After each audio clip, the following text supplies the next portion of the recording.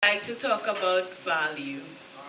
And our scripture is taken from 1 Peter chapter 2, verse 9. But ye are a chosen generation, a royal priesthood, an holy nation, a peculiar people, that ye should show forth the praises of him who hath called you out of darkness into his marvelous light. Children of God, the scripture speaks of us being a chosen generation and peculiar people. It says that we are chosen, which means we were selected as the best or most appropriate option to fulfill God's plan.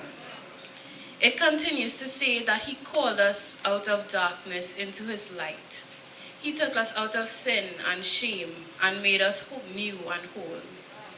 Think about a situation that the Lord has brought you out of. Do you think that you would be here today if you weren't of value? It speaks of us as being peculiar, different to what is expected or what is normal. We are a people who do not adhere to the norm, like no other, something rare. And most times we find that rare items are most valuable.